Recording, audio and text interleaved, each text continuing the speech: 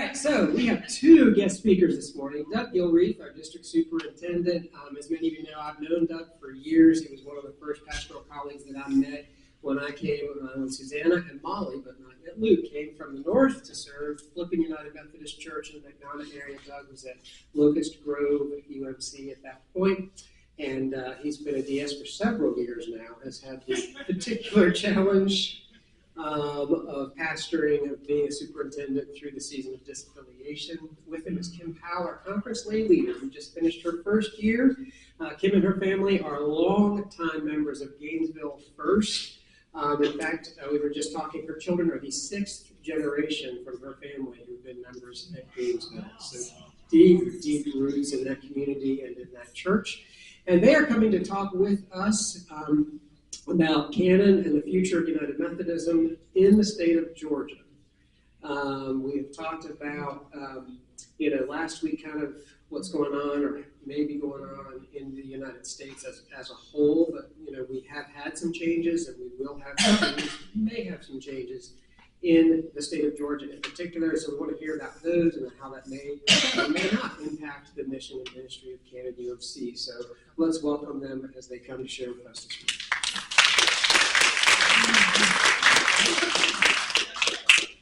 Well, good morning, friends. Can you hear me?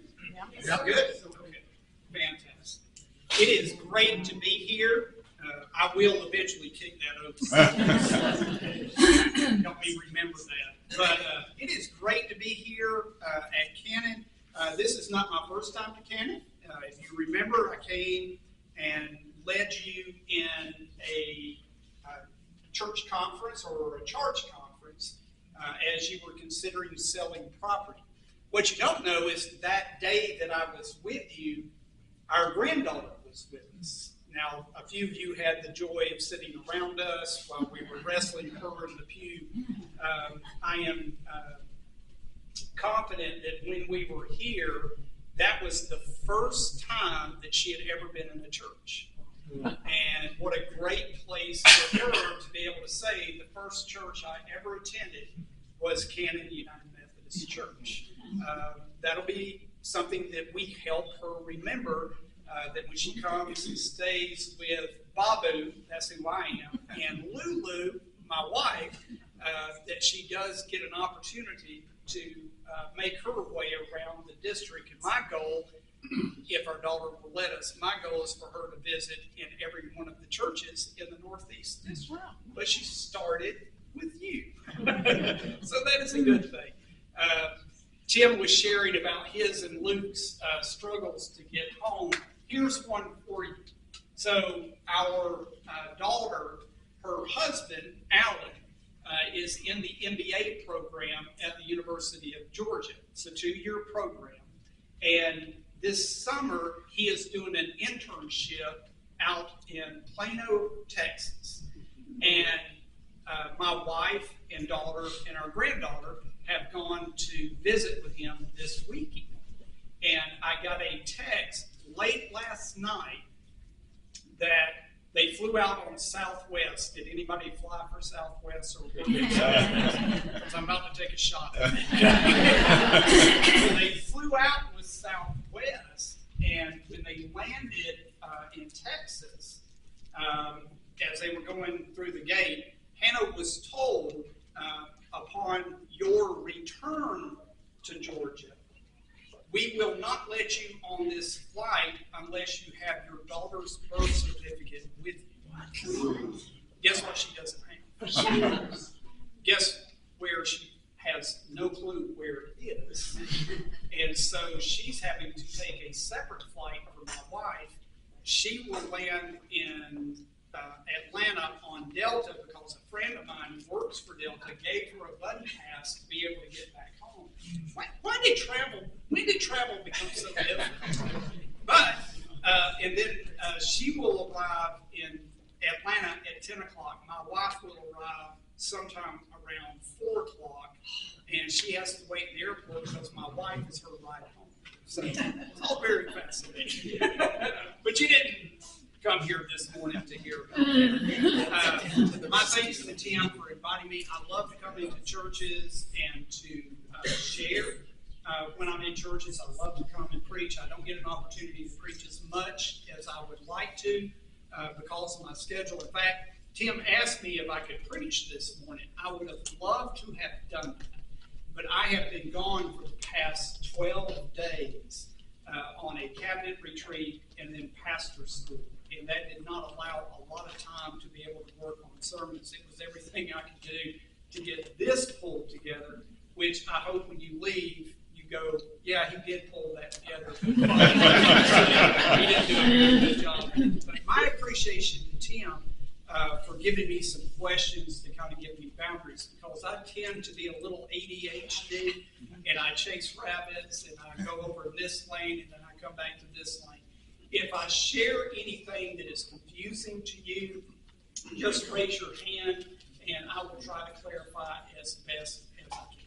Okay? So feel free to ask questions. With each of these questions, I will pause afterwards, and then you are free to ask any question that you would like to. Okay? So the first question that Tim gave me was impact of disaffiliation on the United Methodist Church in Georgia. The impact of disaffiliation on United Methodism in Georgia. I've been a district superintendent now for 3 years. I'm now in my 4th year of being a district superintendent. And when I first became a district superintendent, that would have been 2022, June of 2022, I immediately started doing what are called informational meetings. And what that means is I would go into churches and basically pitch the United Methodist Church to United Methodist churches in the hope of holding them United Methodist. So the first 2 years of being a district superintendent, I did absolutely nothing but disaffiliation. That's all I did for 2 years. The role of being a district superintendent as being the chief missional specialist for the annual conference was put on the shelf, and I basically became a referee. I became everybody's punching bag. I became a defender of the United Methodist Church. I will say this, of the churches that were a part of the Northeast District at that time, at the time of being appointed as a district superintendent, I had 106 churches. The majority of those churches were small membership churches. So very rural, very small, took forever to get to. There were actually a few churches that when I would go to do an informational meeting for that church, the GPS could not even find those churches. That's how rural they were. The Northeast District, the Northwest District tend to be extremely rural districts, or what we call outlying districts. So at that point, I did not have Gwinnett County, and we'll get into all of that at this point. But my district basically stopped at the edge of Forsyth County and then went all the way up to the Tennessee or North Carolina border. That's where my district encompassed. 106 churches. When I first became the district superintendent doing informational meetings, those informational meetings tended to be a bit contentious, as you can imagine. I could give you endless examples. Kim and I did an informational meeting together, and I'll never forget this. It was one of our first informational meetings. They were organized, they were structured. They knew if we ask this question, he will answer this way. Therefore, we will ask this question, he will answer this way. We'll ask this question next, and eventually we will trap him in his presentation. And that is exactly what happened. If you've ever wondered what the Inquisition was like, that's what the Inquisition was like. To the point when Kim and I left that church, and it was on a Sunday afternoon, I asked her if she knew in that county if they served alcohol. We were looking for a place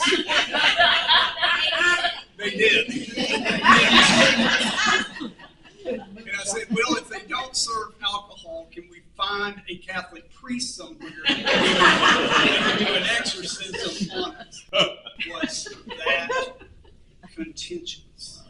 And so you can only imagine the beatdown that so many of your conference leaders received. I'll give you another example. So that experience taught me something. That experience taught me not to go and do these informational meetings without receiving the questions beforehand. Because at least if I had the questions in front of me, I would know how I will respond, how I can structure my presentation for this particular church. Now, without naming any church, the next church that I went to was actually a church I served for 8 years. 8 years. When Lynn and I were first appointed to that church, she was pregnant with our first child. In the 8 years that we were there, all 3 of our children were born while we were there. So I was asked to come and do an informational meeting there. I asked for the questions. They submitted somewhere between 8 or 10 questions. And those 8 or 10 questions were very reflective of the misinformation that was being shared throughout the annual conference. Why does the United Methodist Church not believe in the Bible? Why does the United Methodist Church not believe in the Lordship of Jesus Christ? Why does the United Methodist Church not believe in the virgin birth? And it just went on from there. But the one question that captured my attention, it was about the 8th or 10th question.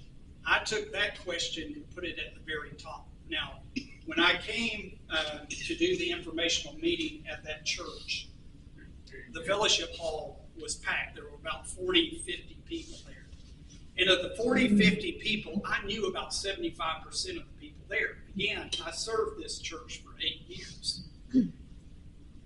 No introduction was necessary. They knew me. I knew them. And so when I got up to do my presentation, I said, you've submitted some very good questions. We will get to all those questions, but this is the question that I'm going to hit first. And the question was simply this: how can you serve as our district superintendent when you are openly gay? My wife was sitting in the fellowship hall. I did not tell her that was the question I was leading.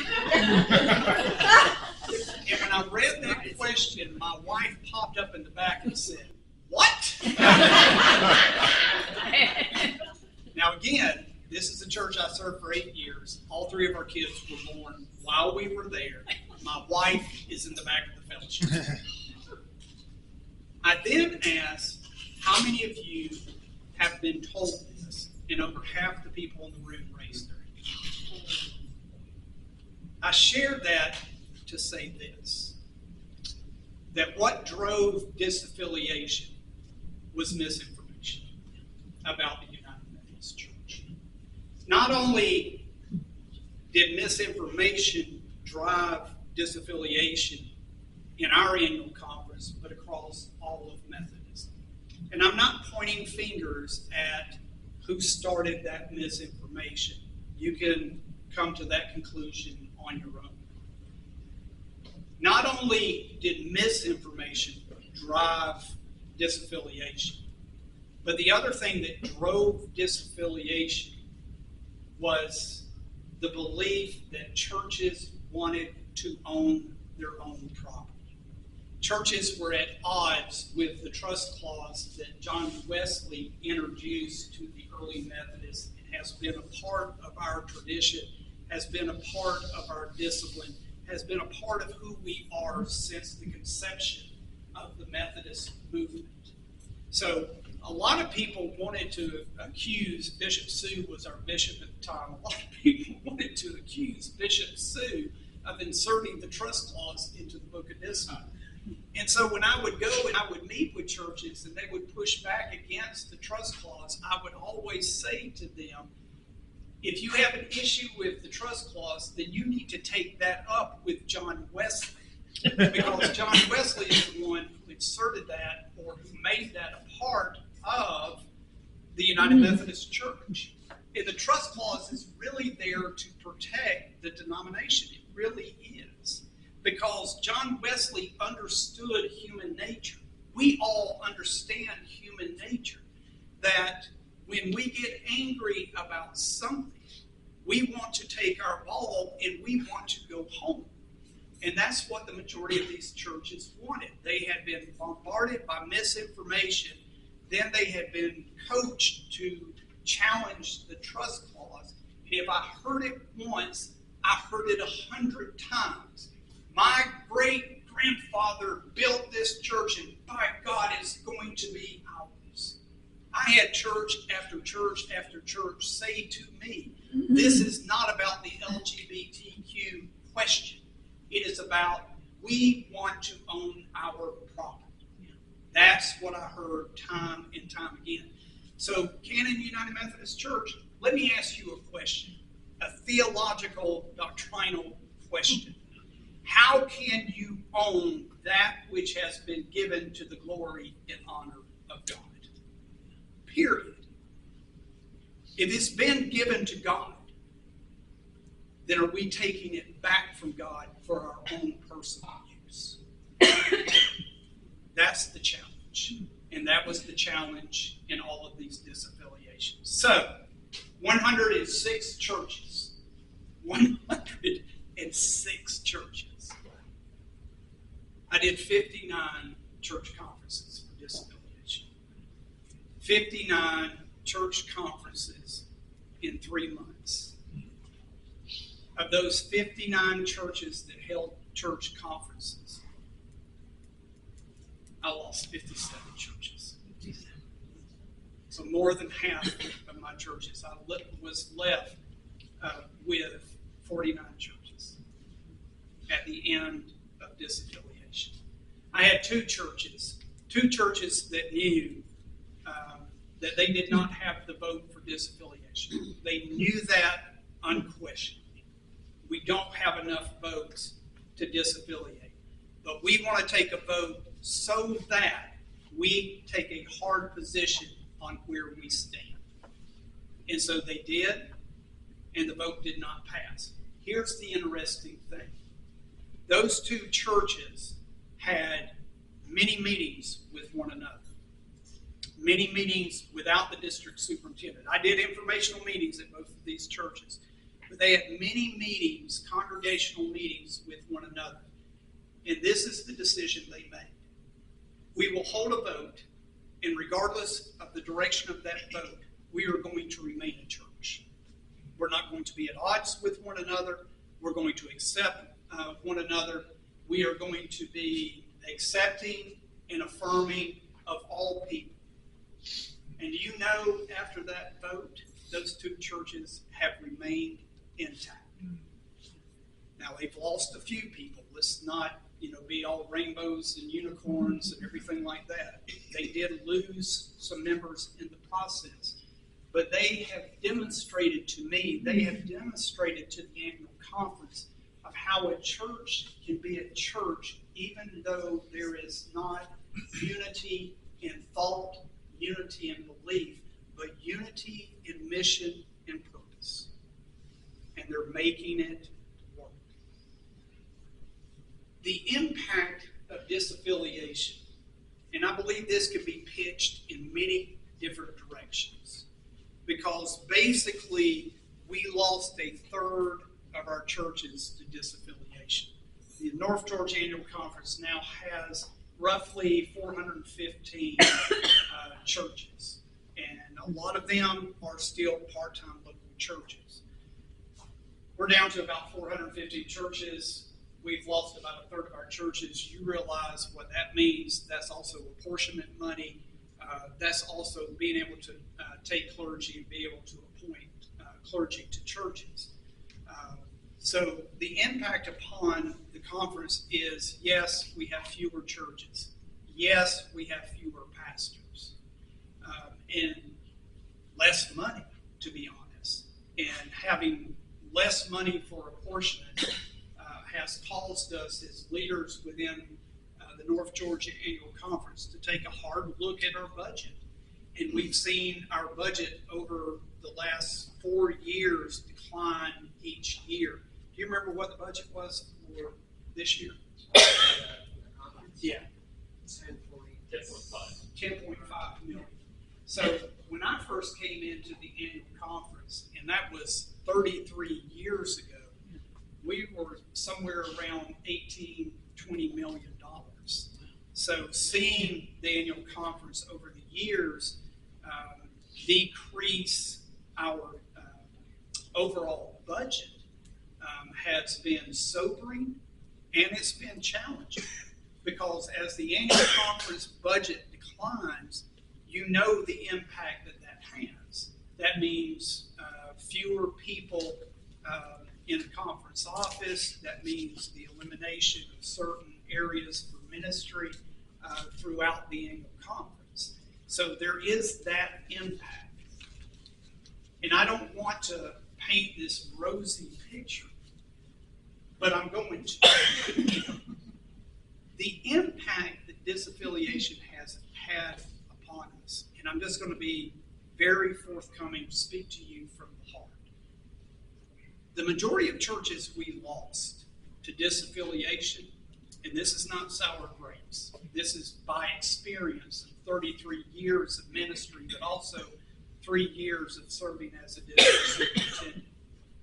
The churches that we lost, predominantly, were not United Methodist churches. They were basically Reformed churches. Gosh, and I know this is going out on YouTube.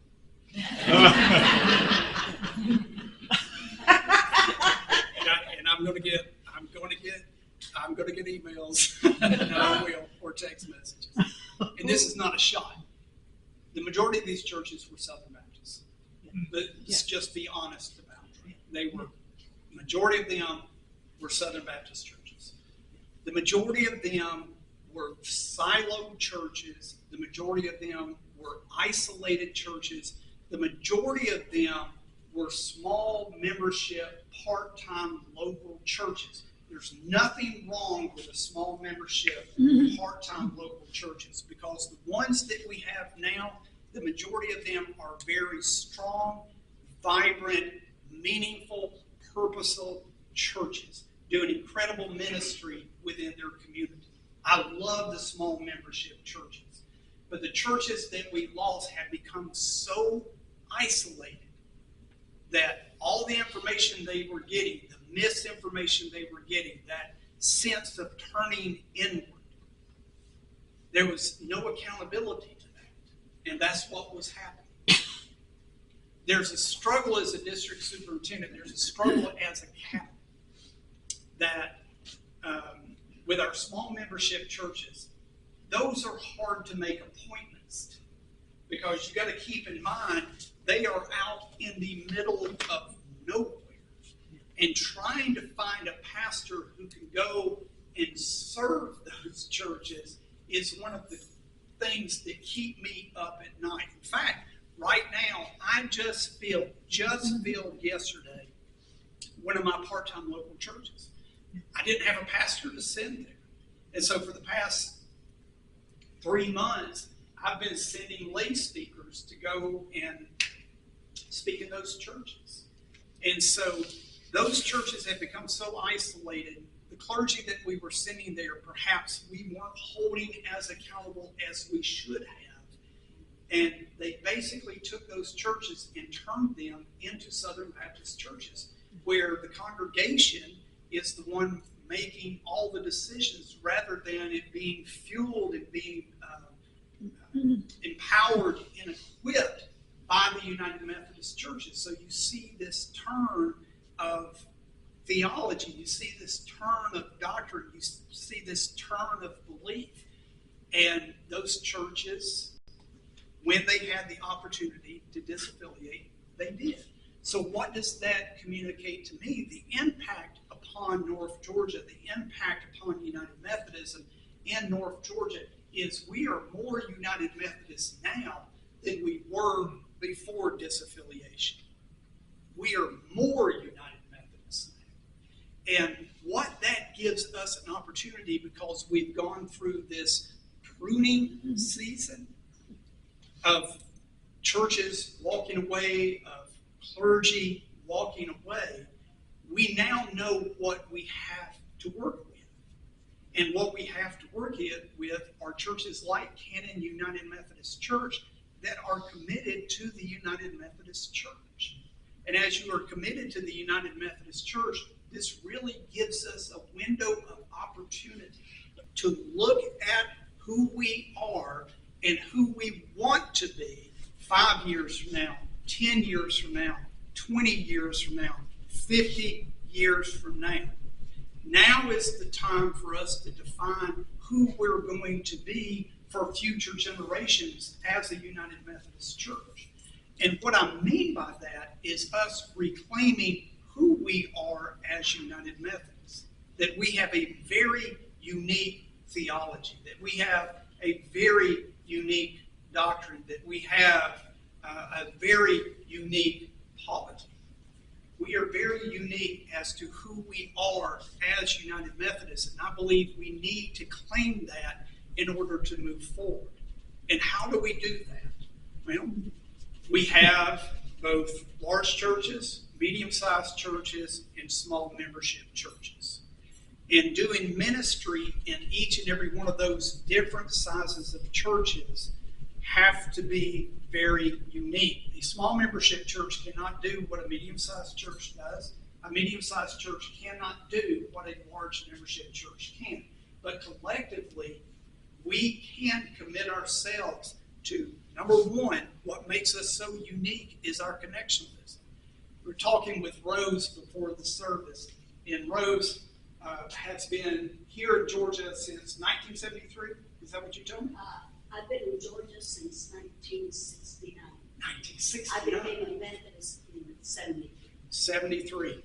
Rose starts rattling off the names of pastors to me and asks me if I knew them. And I do.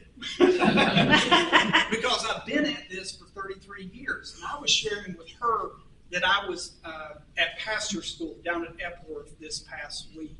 And during a break one day, and we didn't seek each other out. But all of a sudden, I realized I was standing there talking with 3 different pastors, and all 3 of us had served the same church. Tim mentioned that I served at Locust Grove. All 3 of these pastors and myself had served at Locust Grove. And there's a picture on Facebook now of all 4 of us standing together, celebrating the fact that all 4 of us served the same church. That's a part of our connection list. That's who we are as United Methodists. So during this window of opportunity, one of the things that the bishop wants to increase, one of the things that the bishop is a part of her initiative, is to strengthen our connection. So Cannon United Methodist Church right here in Gwinnett County. You're in Gwinnett County, right? Yes. Is this Gwinnett County? Yes. I mean, taking on Gwinnett County in the Northeast District, overnight, from the point where we were the old Northeast District until we redistricted, from that point, we became the least diverse district to the most diverse district overnight. And that's because we took on Gwinnett County. This is an amazing county. And the churches that are right here, the net is what, 10 minutes from here? One of our most diverse churches. So my challenge to you is, how do we begin to see our churches, instead of working against one another or being in competition with one another, how do we create communities where our churches are working together? So celebrating our connection, leaning into our connection, and we're seeing this across the board. I have Lawrenceville First is also one of my churches. And Rock Springs, do y'all know the Rock Springs Church? The Rock Springs Church has had a full-time pastor since its conception. The full-time pastor was going to move, and we were going to have to put a part-time local pastor there. I went to Adam Hildebrandt, who is the senior pastor of Lawrenceville First, and I talked to Adam about what would it look like if Lawrenceville First and Rock Springs became a two-point circuit. And Adam just kind of took that and ran. And so now Adam Hildebrand and his associate pastor are also appointed to Rock Springs. And so all the resources, all the good DNA from Lawrenceville First is now being pumped into Rock Springs through its leadership.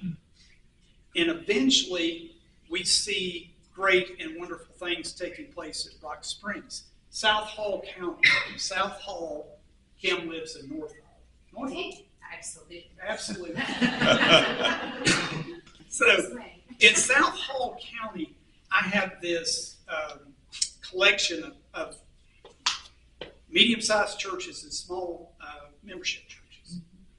We are now working on a collaborative ministry to where the pastors of those churches will work together, be in mission together, be in ministry together, to the point where they serve all those churches together. And you can see the strength and the momentum that is beginning to take place. We have another collection of churches that are in either the northwest or the southwest district. 3 churches, 2 African American churches and 1 predominantly white church. Those 3 pastors started having lunch together. They started meeting together. They started having prayer together. They started sharing in mission and ministry together. And they've now come to their district superintendent with an idea of a tri-city church, to where the 3 churches will merge together under one. 2 pastors will serve that congregation. They will sell the other 2 pieces of property, and that money be fueled into the one church to make a stronger, healthier church, empowered and equipped to do ministry. Those are the kind of things that we will be doing, working together, that have developed as a result of disaffiliation. Because we realize we can't do church the way we've always done church. And I'll be the first one to tell you, the bishop will be the first one to tell you, I really don't want to see things change. I really don't. I love coming to church. I love coming to church and singing the old hymns. Can I get an amen? I love the old hymns. I love coming to church and singing the old hymns. I love coming to church and being surrounded by people who know me, who love me, who respect me, who embrace me. I love that. I don't want to see that change. I also love coming to church where everybody thinks like I do, believes like I do, and looks like I do. Okay? I mean, let's be honest with each other. We don't like to be challenged when we go to church. I love the old-time religion. But the old-time religion led us to a season of disaffiliation. And that's the honest truth. We can't go back to doing church the way we used to do it, because if we do, we'll find ourselves in a mess again. So we have to find new ways of being in church. We have to find new ways of embracing and celebrating our diversity. Because wherever there is diversity, there's strength. Wherever there is diversity, there is growth. Wherever there is diversity, there is a challenge. And we have to embrace that challenge. I love to hear about dinner church. I love that you're doing that, because fresh expressions will be ways of us doing church in the future. And fresh expressions can breathe life into a traditional church, because it's doing church another way. If COVID taught us anything, we don't have to have a building to be a church. We don't. We can do church outside the life, or the life of the building. We can do church out in the community. And that's where we have to be. We have to be in the community in order to be the church. And that's what disaffiliation has taught us. The majority of our disaffiliated churches have turned inward, they have become silos, and they have become very limited in what they can do and the impact they can have.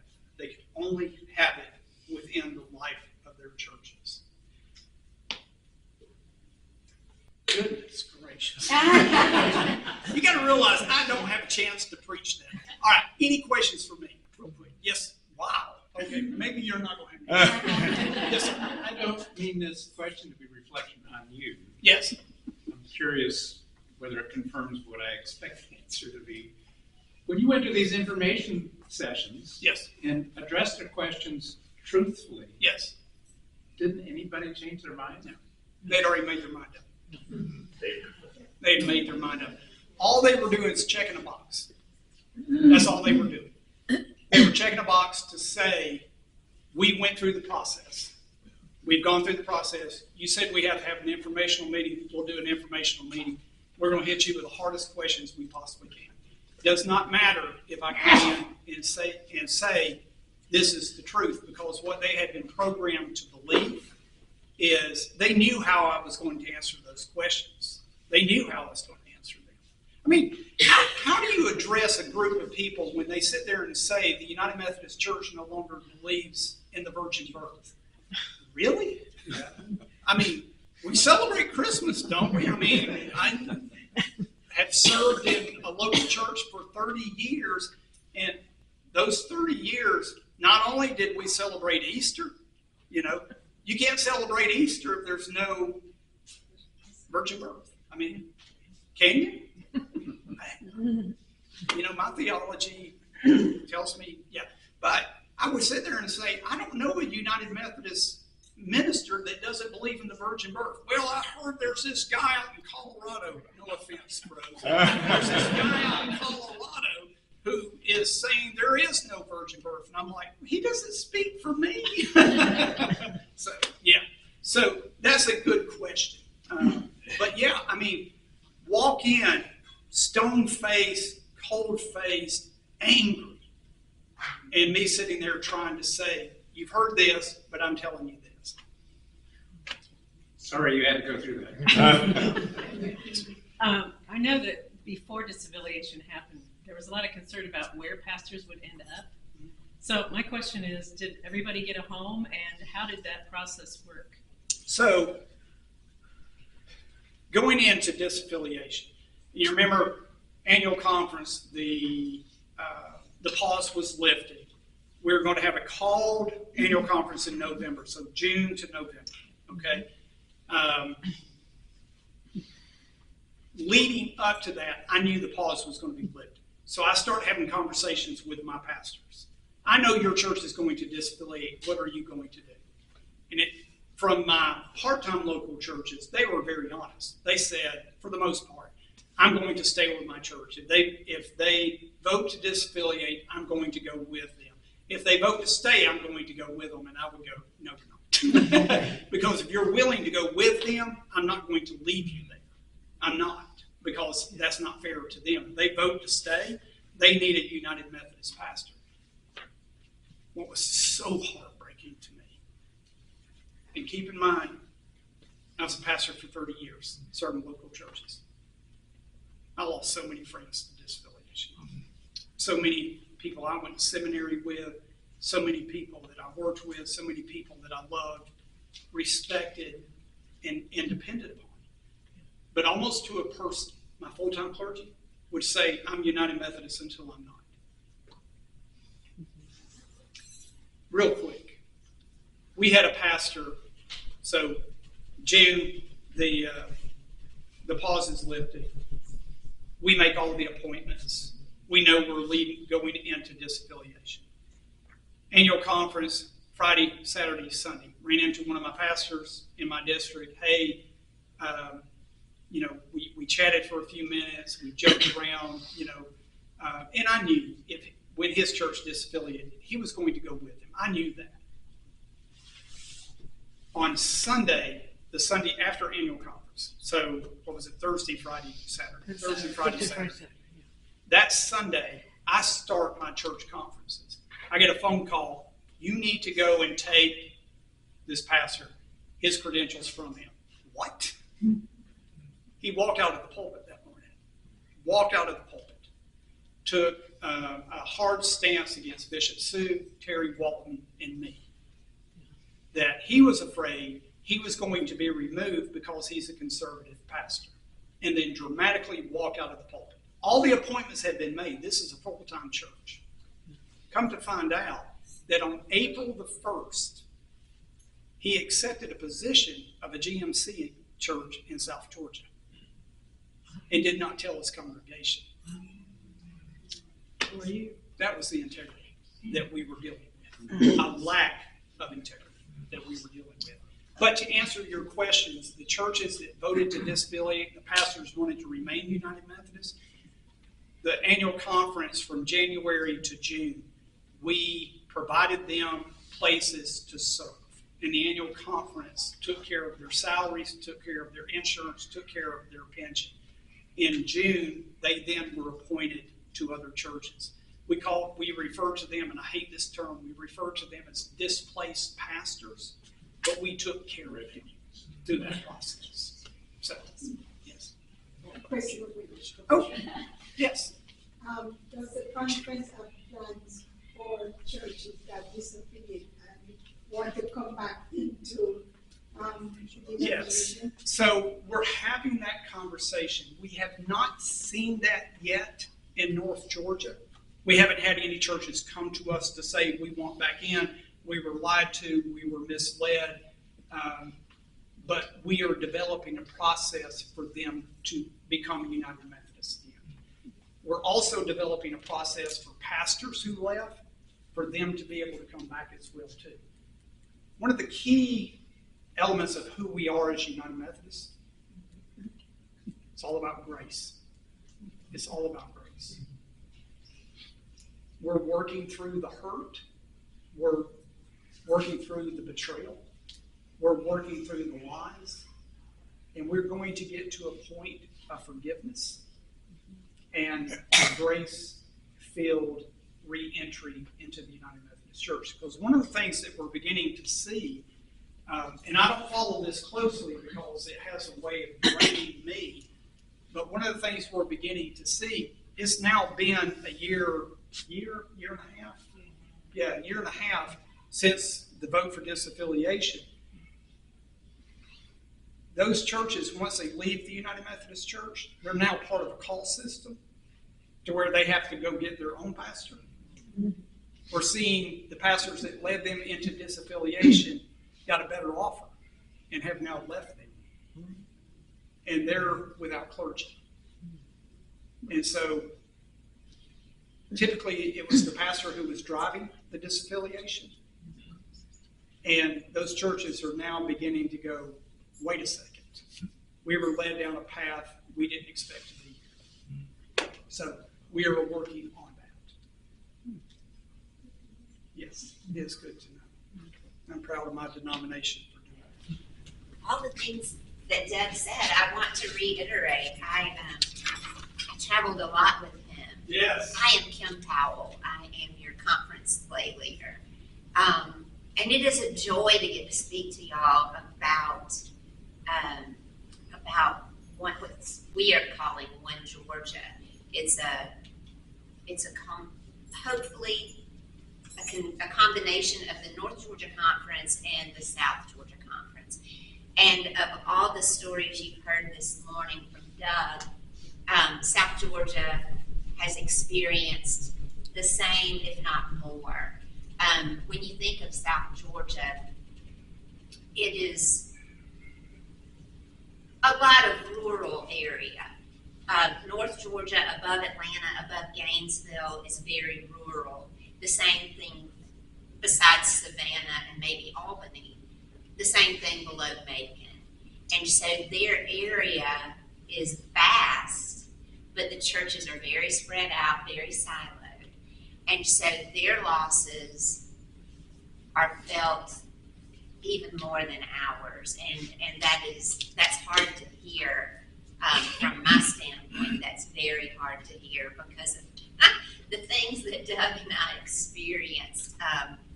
we had a football coach holding Doug by the sleeve, shaking him and telling him how he felt. And I was very wide-eyed that day. I was very alert that day. But I wanted to kind of introduce you to a few terms that you probably hear over and over and might not quite understand. I want to explain the difference in a district and a conference and an Episcopal area and a jurisdiction. Those are all very United Methodist terms. And once you understand exactly what they are, it all makes sense. I'll start with the jurisdiction. It's the biggest area that we will be talking about. A jurisdiction is a region. So for us, we are in the Southeastern Jurisdictional Conference at the end of that, but Southeast Jurisdiction. So it's southern states, Georgia, Florida, Alabama, Tennessee, into Virginia, east. Before that is an Episcopal area. An Episcopal area is what a bishop covers. Georgia has been 2 Episcopal areas, now is 1 Episcopal area. So Bishop Robin Deese is now the bishop over all of Georgia, where initially she was North Georgia. The conference for us is the North Georgia Conference for the state of Georgia. The North Georgia Conference, which is everything from Macon and Waynesboro north up to the state lines. And South Georgia is everything down to Florida and east of Alabama. And then a district is your conference broken up into sections. When I became a district lay leader, there were 12 districts. And then it narrowed down to maybe 7 or 8. And now it's down to 5. But they're large. They're large, same geographic area, just split into bigger pieces. South Georgia did the same. So they are now down to 6 districts, but 2 district superintendents. So that, I know. I can't imagine that. So anyway, you can see how the state, while the geography obviously stays the same, the divisions in the state have changed. What we are looking to do and are investigating and studying is moving Georgia into 1 Episcopal area and 1 conference. In the past, maybe in the 70s, Georgia was 1 conference, and then it was split into 2. Now we're looking at investigating going back into 1. There's 3 reasons for that, and they all make great sense. One of them is missional. And we already share, North Georgia and South Georgia already share a lot of resources, programming, camp and retreat ministries, things along those lines. So we're looking at that because our disaffiliation has affected North Georgia, yes, South Georgia tremendously. So we're looking at sharing missionally. We're also looking practically. It just makes sense. The bishop, the first thing she did when she found out that she would be the bishop of the whole state, she moved. She moved from her Atlanta office or her Atlanta home to Warner Robins so that she could be centrally located. To me, that is a huge sacrifice on her part, but she could be centrally located to her flock. So practically, it makes sense. The other way is financially, and that one really makes sense because right now, while we have diminished in the number of churches, we still have the same issues with programming, issues with accounting, because we have 2 separate. So if we can investigate that and pull that together, think of a merger of companies, but with a soul.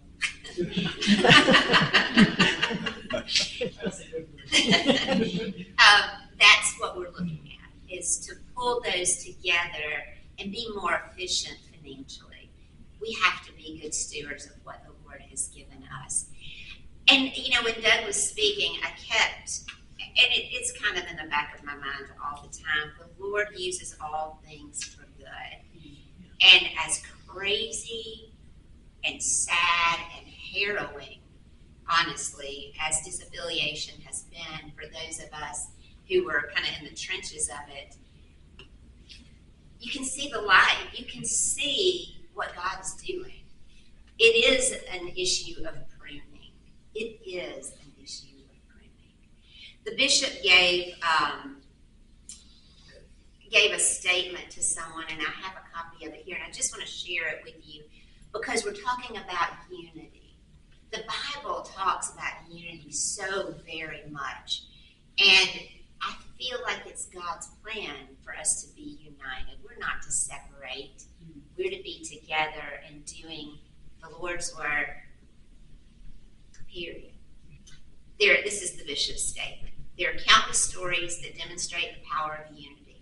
Scripture tells us that we are to care for one another, to serve one another, to bear one another's burdens, and to forgive one another, to speak truth to each other, to be compassionate toward each other, and to submit to each other in deference, considering that others are better than ourselves. That, my friends, is unity. We are to show hospitality to each other and to be humble toward each other and pray for one another. We must work toward unity. So I am in complete agreement with her, and as I serve more and more on this One Georgia task force and get to know and connect with South Georgia people, the more I see that things are clicking. They're just clicking along. God has a funny sense of humor. And it's like if things don't make sense in my mind, that's God. Because it doesn't make sense to me doesn't mean it doesn't make sense. I can't see the big picture. But I'm starting to see this big picture.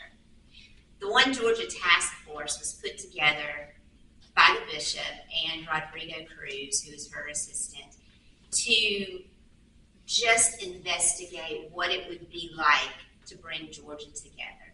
So the task force is 12 people, 6 from North Georgia, 6 from South Georgia, and it has been just a process of asking questions. What if? What if we do this? What if we do that? In those investigations,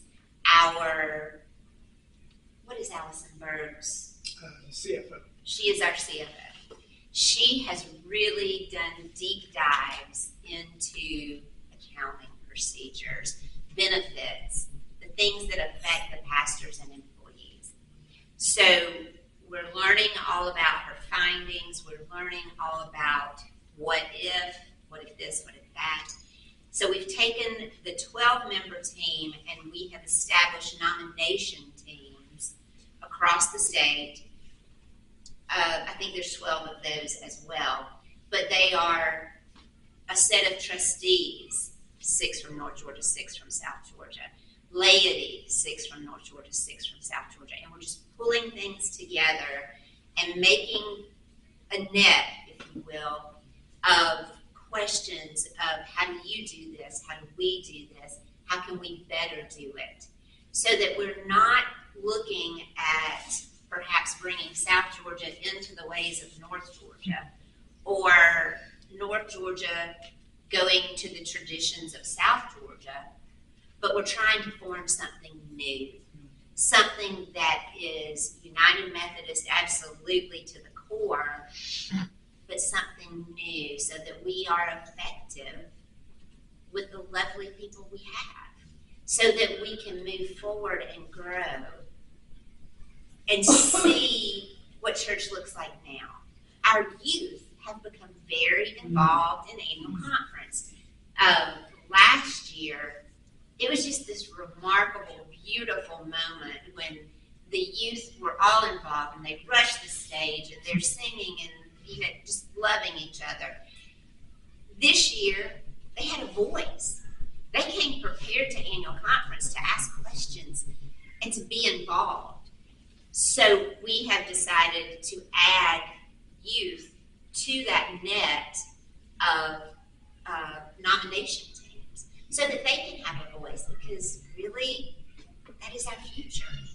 That is the future of carrying on the United Methodist Church.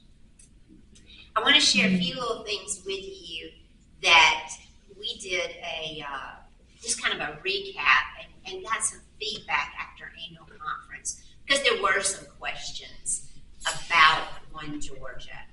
And we want to answer those. First thing I want to say about the One Georgia concept is that the local church, Cannon United Methodist Church, Gainesville United Methodist Church, Gainesville First, probably won't see a lot of anything from this. It's going to be more conference, more district level information. But the goal for the One Georgia Task Force is to be completely open and transparent about what's going on. We've been through enough where we heard untruths and we've lived through untruths. So we don't want any questions. We want questions. We don't want to be doubted. We want everybody to understand what's going on. We asked for a blessing to continue moving forward, investigating what it would be like to be One Georgia. And we were graciously granted that at both annual conferences, South Georgia and North Georgia. I've already said it to you, but this will be a new living thing. It won't be North Georgia's way of doing things and South Georgia comes on. It'll be a new way of working together. Rodrigo Cruz said that we are committed to walking this journey with a spirit of grace, nimbleness, and 3 guiding values. And those values is culture, community, and connection. But after I heard Doug speak this morning, I think we need to add a 4th one, and that's creativity. Yeah, because we're getting creative. Dinner church, churches working together. And I want to mention one from and Gainesville First. We have a relationship with Antioch United Methodist Church, which is a small church, and it's much like what Doug was speaking about earlier. And we also have a new church in Dahlonega. It's called Hemlock Grove United Methodist Church. And so we're supporting that, giving them resources and helping along the way until they can stand on their own. It's a connectional thing, and I think what a blessing to have been through what we have all been through, and we're still so connected and so involved with one another. It's such a great, great feeling to be a United Methodist. Thank you so much.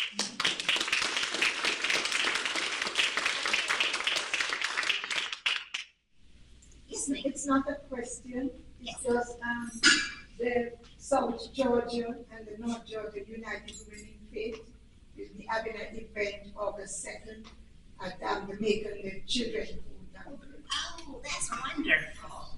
And Jessica Godfrey does a great job of working with that. Yeah. Thank you so much. Oh, yes. Just a question.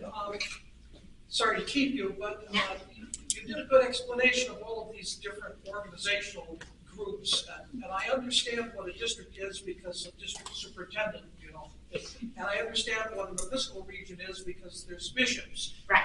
What I don't really understand is the conference. What function and services are being provided at the conference level? It's a great question. I think it was very effective when we had 2 bishops. When there was a bishop for North Georgia and a bishop for South Georgia, I think it was very effective. And now that we have 1 bishop and 2 conferences, I think that kind of drives home the point that we need to be 1 conference. Well, you said I don't understand what it means to combine them if I don't know what they're doing to begin with. So at the conference level, and it's a great question. prior to becoming a district superintendent, I just kind of looked at the conference, they're up there, I'm down here, I'm going to work, I'm going to do this. It took becoming a district superintendent to realize the resources that are available to each and every church. One of the things that Bishop Dees, when we redistricted, when we went from being 8 districts down to 5, one of the things that she implemented is what are called regional developers. Regional developer, our regional developer for the Northeast District is Min Ho Chung. Min Ho is available to churches with an abundance of resources. Resources such as if a church wants to go through a visioning period, Min Ho comes in and works with the church on visioning. If the church is looking at doing something new in children's ministry, youth ministry, older adult ministry, we have resources of people who come and work with the church in any area of the church. If the church wants to launch a new community engagement, we have resources to come in and help you, equip you, empower you to be able to do that. Here's the amazing thing. Anytime that the conference partners with a local church, there is no cost to the local church. I say it time and time again, if a church wants to either strengthen an existing ministry, launch a new ministry, all that your pastor, all that your leadership has to do is to contact me and ask that very simple question. I'm on the other side of the curtain realizing the abundance of resources that are available to each and every church, and not just in training or equipping. Tim knows this, your leadership knows this. One of the best programs we have going in the North Georgia Annual Conference is what is called the BEAT Grant. Now, I say BEAT Grant, and Kim's eyelids begin to flutter because it's challenging. But there's BEAT Grant money available to churches who want to launch a new ministry, who want to strengthen an existing ministry. There's financial resources. There are leadership resources to each and every church, and that is managed through the North Georgia Annual Conference. Does that help? Okay. One of the things that Kim talked about, I talked about, doing church differently. The way that we've experienced church in the past is the leadership comes up with a great idea that all trickles down to the local church. Tim and I have been at this long enough that every time something new came along, we just rolled our eyes. Oh, this will last for about a year, then everybody will lose it. I've been trained in so many church growth programs that I should be an expert, but none of them are in existence today except for Fresh Expressions and with things like Dinner Church, because it works. What we want to see, I talk about Lawrenceville First and Rock Springs. Adam Hildebrand has driven that. Tyler Jackson at McEver Road in bringing churches together to do a collaborative ministry. Kim kind of sold Gainesville First short with what they're doing with Hemlock Grove. Hemlock Grove is a group of young adults who were a part of Delonico at the time, United Methodist Church, who disaffiliated. They didn't want to disaffiliate, so they created their own church. We have emerging churches. Gainesville First is partnered with Hemlock Grove to where they're sharing a pastor. Their associate pastor is the appointed pastor at Hemlock Grove. Gainesville First pays the majority of his salary. So that's what we're beginning to see. What I would rather see as a district superintendent is not all these, great ideas trickling down, but great ideas trickling up to shape and form who we are as United Methodists. That's what gives life to the church. Trust me. But we have, as those ideas trickle up, we have the resources to meet those ideas. And that's what excites me about being a district superintendent. This excites me about being a district superintendent. I've had my fill with the beatdown. I've had my fill of that. Nice to have a meeting when everybody isn't shooting at you. That's right. That's right. And Kim was right. I mean, there were a few times I had would go to those informational meetings with me. And I'll never forget, we were going to this little church, and he said to me, "You get in there, don't you start telling stories. We get in there, you take the vote, we're getting out of here, because if we don't, they're going to kill us and bury us."